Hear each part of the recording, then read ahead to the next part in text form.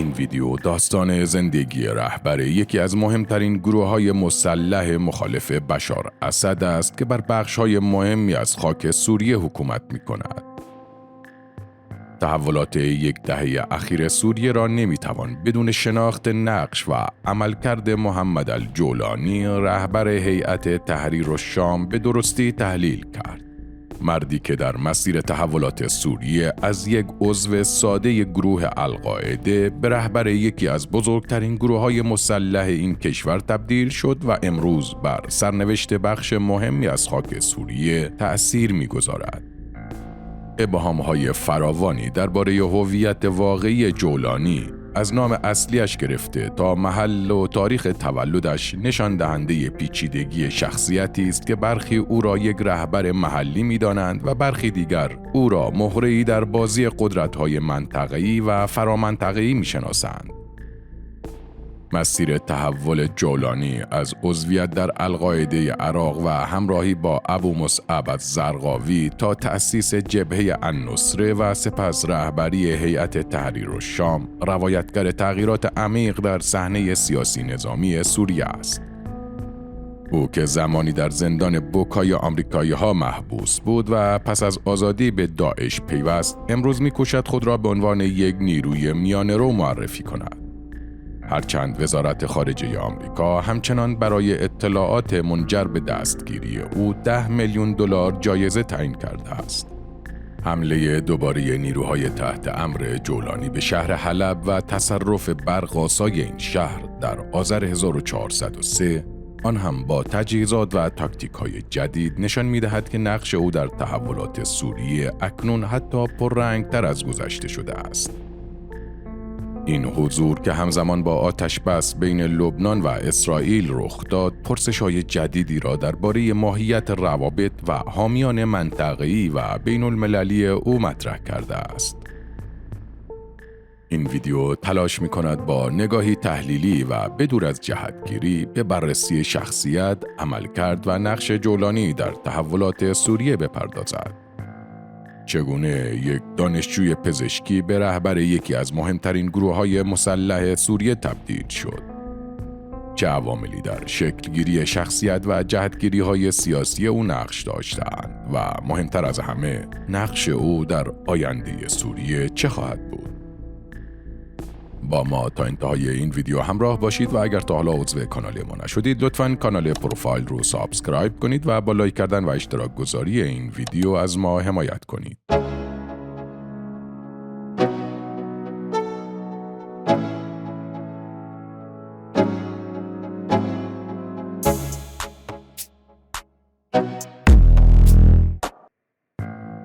روایت‌های متعدد و گاه متناقض درباره پیشینه خانوادگی و زندگی اولیه محمد الجولانی نشان دهنده لایه‌های پیچیده شخصیتی است که امروز نقش مهمی در تحولات سوریه ایفا می‌کند.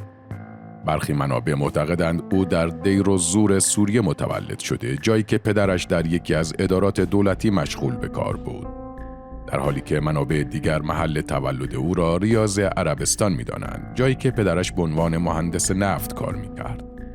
این اختلاف در روایت‌ها تنها به محل تولد محدود نمی‌شود.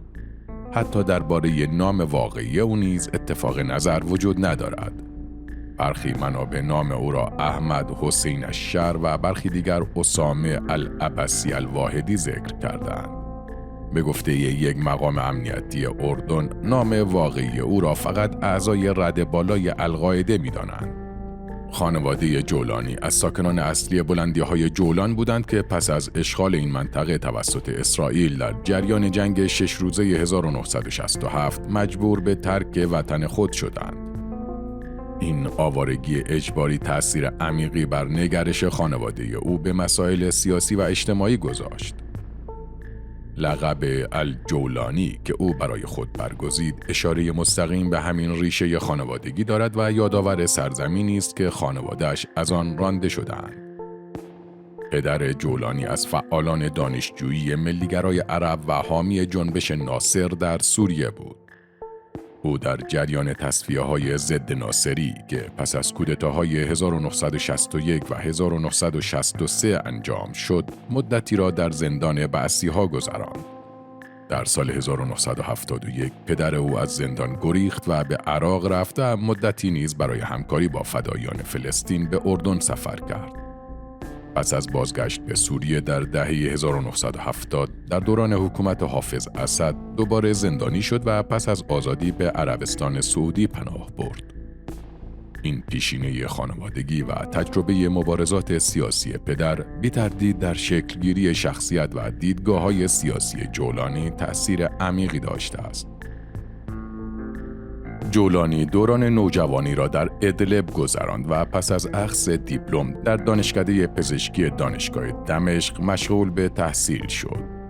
دوران جوانی جولانی مصادف با حکومت حزب بعث در سوریه بود. دوره‌ای که هر گونه مخالفت سیاسی جدی سرکوب می‌شد و درگیری‌های متعددی بین حکومت و گروه‌های مخالف وجود داشت. در دوران دانشجویی او برای شنیدن خطبه‌های محمود قول آقاسی معروف به ابوالقعقاع از دمشق به حلب سفر می‌کرد. همان شهری که سالها بعد به یکی از مهمترین میدان‌های نبرد او تبدیل شد.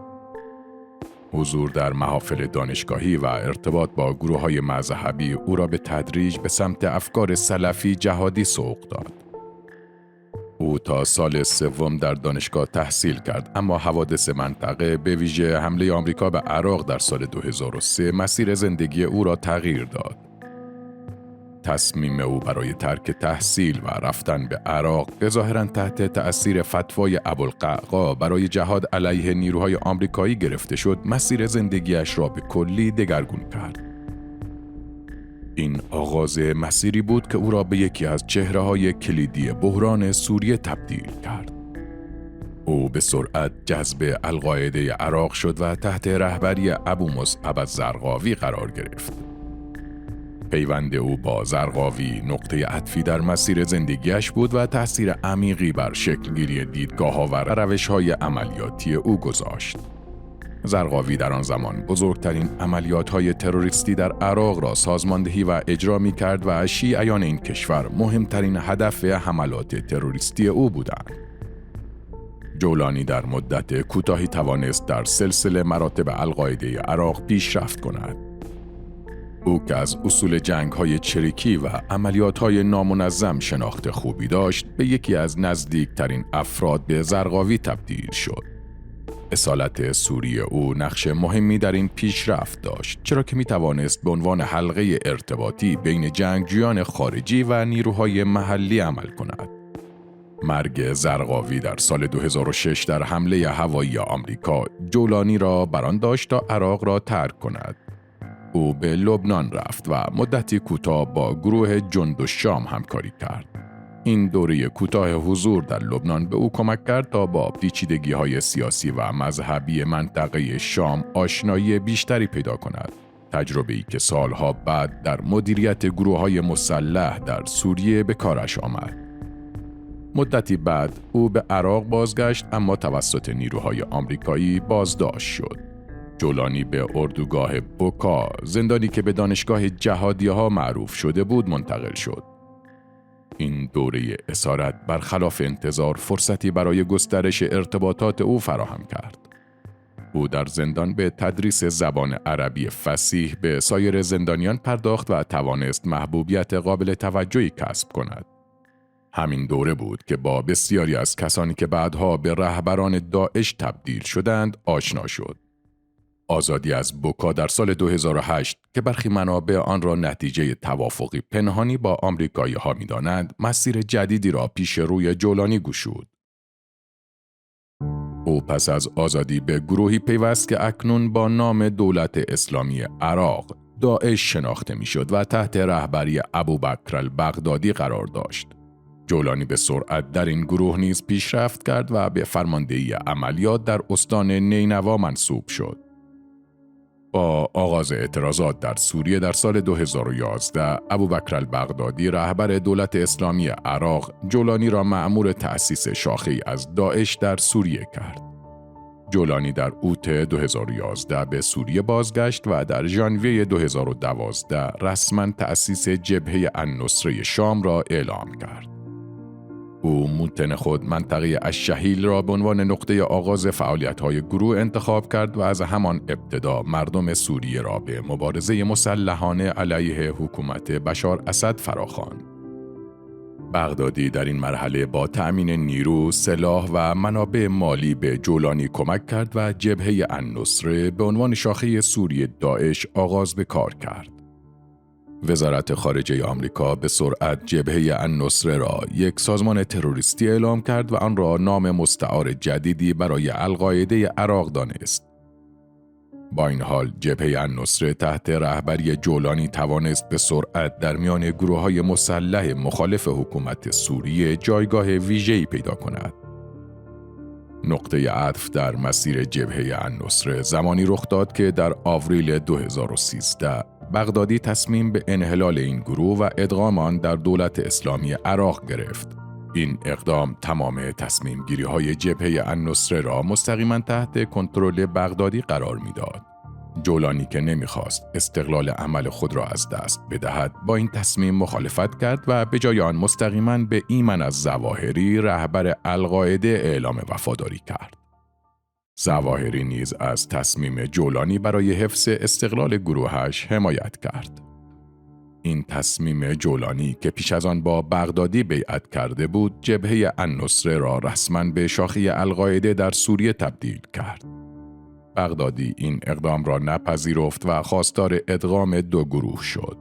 نتیجه این اختلاف آغاز درگیری‌های خونین بین جبهه النصره و داعش بر سر کنترل مناطق مختلف سوریه بود. این درگیری‌ها به ویژه بر سر کنترل مناطق نفتخیز سوریه شدت بیشتری داشت.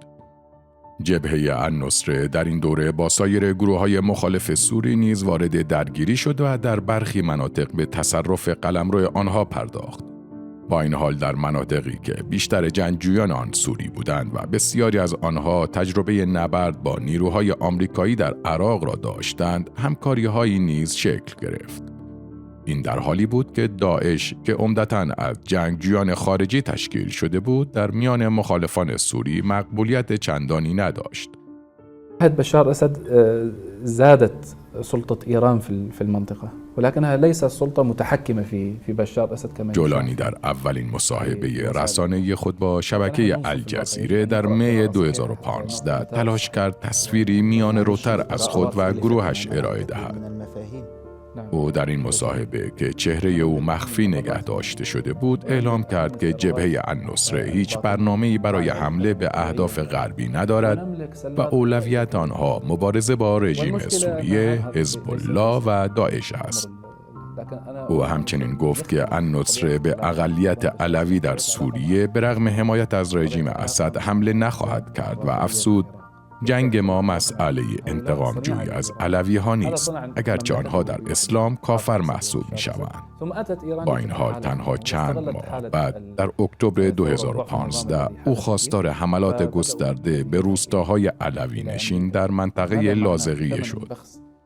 در ژوئیه 2016 جولانی در اقدامی که بسیاری آن را نقطه عطفی در مسیر تحول او می‌دانند، در پیامی تصویری اعلام کرد که جبهه النصره از این پس با نام جدید جبهه فتح شام فعالیت خواهد کرد. قول الشيخ أسامة رحمه الله بأن مصلحة الأمة مقدمة على مصلحة الدولة المسلمة. این اولین باری بود که او چهره خود را در رسانه‌ها نشان می‌داد. جولانی در این پیام اعلام کرد که گروهش وابسته به هیچ موجودیت خارجی نیست و این اقدام در راستای خواست مردم سوریه و برای برداشتن بهانه از دست جامعه جهانی انجام می شود. این تغییر نام و ظاهراً قطع ارتباط با القاعده بخشی از استراتژی گسترده‌تر جولانی برای کسب مشروعیت بیشتر بین المللی بود. با این حال در آن زمان او صراحتاً سوگند وفاداری خود به ایمن الظواهری را نشکست و نامی از القاعده در بیانیه‌اش نبرد. همین امر باعث شد بسیاری از تحلیلگران در واقعی بودن این جدایی تردید کنند. تحول بعدی در مسیر جولانی در سال 2017 رخ داد، زمانی که او گروه جدیدی به نام هیئت تحریر شام را تأسیس کرد. این گروه از ادغام جبهه فتح شام با چندین گروه دیگر شکل گرفت و جولانی به عنوان رهبر آن انتخاب شد. او در این دوره تلاش کرد با حفظ ایدئولوژی اسلامی روی کردی عملگرایانه تر در پیش بگیرد که بر حکمرانی محلی و دیپلماسی به جای جهاد فراملی تمرکز داشت. در سال 2021 جولانی در مصاحبه با شبکه PBS آمریکا صراحتاً اعلام کرد که اهداف القاعده برای جهاد جهانی را کنار گذاشته و تنها بر سرنگونی نظام بشار اسد و برقراری حکومت اسلامی در سوریه تمرکز دارد. او در این مصاحبه تأکید کرد که همکاری ما با القاعده متعلق به گذشته بود، دوره‌ای که تمام شده است، و افزود که حتی در زمان ارتباط با القاعده نیز مخالف عملیات برون مرزی برای هدف قرار دادن اروپا یا آمریکا بوده است. در آخرین تحول، نیروهای تحت امر جولانی در آذر 1403 با استفاده از تجهیزات جدید مانند پهپادهای انتحاری به حلب حمله کردند و توانستند بخش‌های زیادی از این شهر را تصرف کنند. این حمله که همزمان با آتش‌بس بین لبنان و اسرائیل رخ داد، پرسش‌های جدیدی را درباره حامیان منطقه‌ای هیئت تحریر الشام مطرح کرده است. جالب اینجاست که نیروهای جولانی 8 سال پیش توسط ارتش سوریه و متحدانش از همین شهر بیرون رانده شده بودند. به اعتقاد کارشناسان، حمله اسرائیل به حزب الله در لبنان باعث شد ایران و حزب الله که هر دو از اسد حمایت می‌کنند، مجبور شوند نیروها و توجه خود را به جنوب لبنان معطوف کنند. تصادفی نیست که این حمله درست یک روز پس از اعلام آتش‌بس جدید نتانیاهو در لبنان آغاز شد. حملات هوایی اخیر اسرائیل به مواضع حزب الله و ایران در سوریه که نیروهای دولتی را تضعیف کرده، به شورشیان تحت امر جولانی نیز کمک کرده است. علاوه بر این، نیروهای روسی نیز که از دولت بشار اسد حمایت می‌کنند در 2-3 سال اخیر درگیر جنگ اوکراین شدند و حتی سامانه‌های پدافندی روس‌ها در فرودگاه حلب نیز به علت جنگ اوکراین به روسیه منتقل شده است. نقش ترکیه در حمایت از شورشیان برای تصرف مناطق جدید نیز تأثیر قابل ملاحظه‌ای در معادلات جدید منطقه داشته است.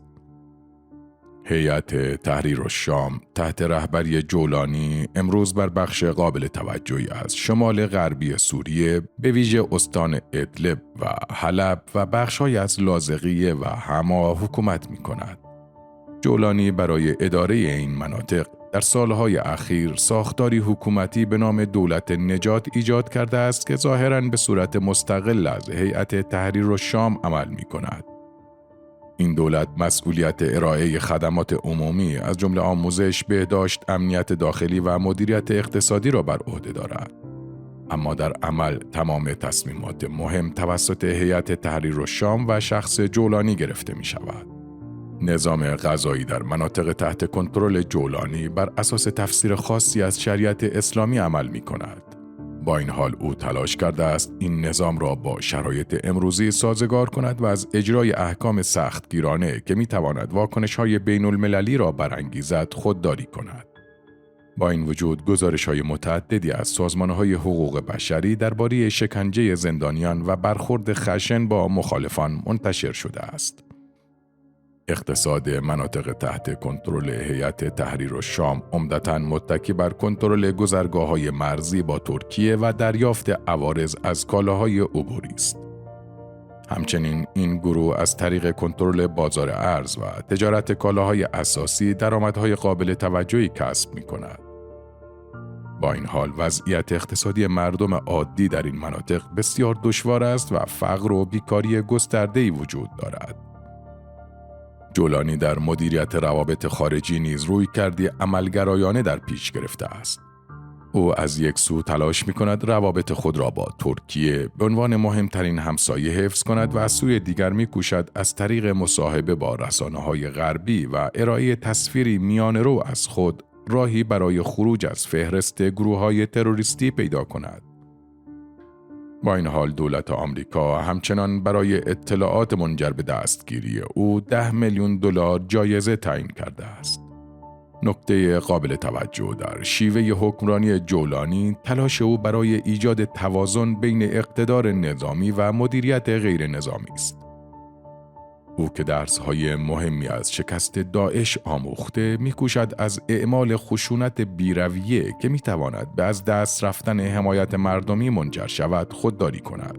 با این حال گزارش‌های متعددی از سرکوب اعتراضات مردمی علیه فساد و سوء مدیریت در مناطق تحت کنترل گروه او منتشر شده است. حمله اخیر نیروهای تحت امر جولانی به حلب نیز نشان می‌دهد که او همچنان قدرت نظامی را مهمترین ابزار برای حفظ و گسترش قلمرو خود می‌داند. این حمله که با استفاده از تجهیزات پیشرفته‌تر و تاکتیک‌های جدید انجام شد، نشان می‌دهد که هیئت تحریر الشام علیرغم تلاش برای کسب مشروعیت سیاسی، همچنان به دنبال گسترش قلمرو خود از طریق نظامی است. همزمانی این حمله با آتش بس بین لبنان و اسرائیل و همچنین تغییر محسوس در تجهیزات و شیوه عملیات نیروهای تحت امر جولانی، پرسش‌های جدی درباره منابع تأمین تسلیحات و حامیان منطقه‌ای او مطرح کرده است. این هم داستان زندگی ابو محمد الجولانی، رهبر بزرگترین گروه مسلح مخالف بشار اسد در سوریه. نظر شما درباره ابو محمد الجولانی و گروه‌های معارض دولت سوریه چیست؟ لطفاً نظرات خود را در کامنت ها برای من بنویسید. اگر هم از این ویدیو خوشتون اومده اون رو لایک کنید و به اشتراک بگذارید. ممنون از این که تا پایان این ویدیو با ما